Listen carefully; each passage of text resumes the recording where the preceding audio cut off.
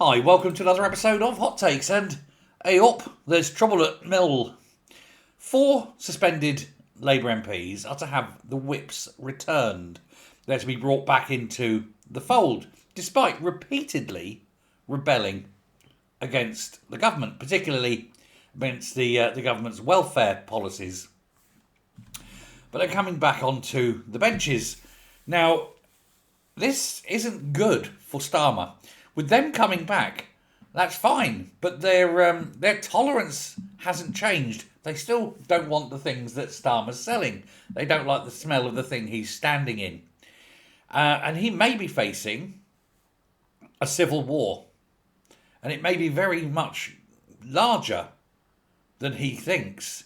The plot to oust him is genuine, and it seems to be happening now.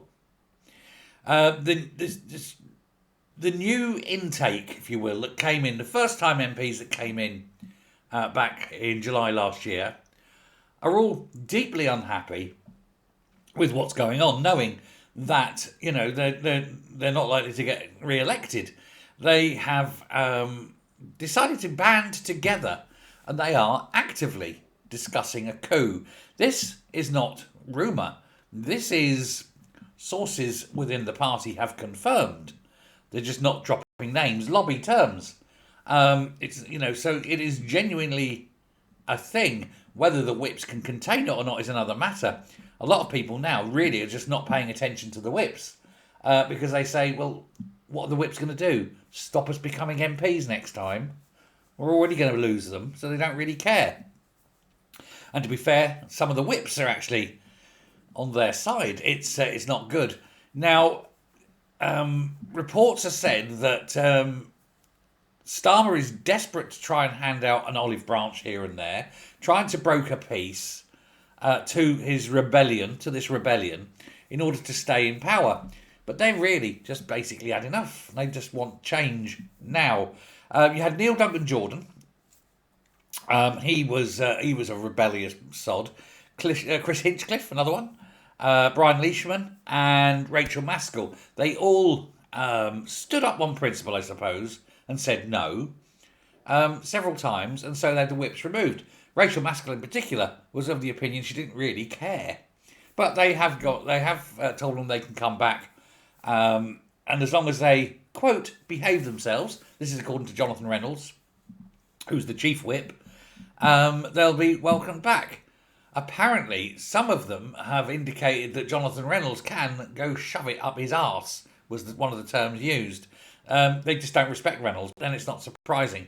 He's a liar who pretended to be a lawyer till he was told by the Lawyers Association that he's not allowed to do that because he was never a lawyer, It's like flown a kite and then claiming to be the captain of Concorde, isn't it? But, they say that they're going to come back. But the power base they had of these sort of 100 or so rebellious backbench MPs, they're still there. And they're walking back in, and they've got 100 troops behind them. It is a definite power base. Starmer knows it, which is why he's trying his best to, pour oil on troubled waters, as it were, calm everything down. But they're not having it.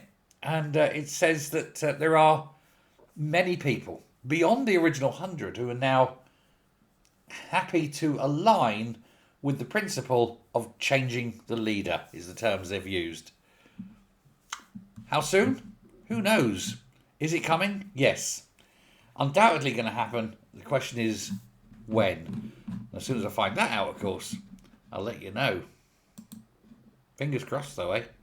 Who's going to replace it? Well, I have another story about that coming soon, probably tomorrow morning. Let me know what you think. Thanks very much. Goodbye. Hit subscribe. Hit like.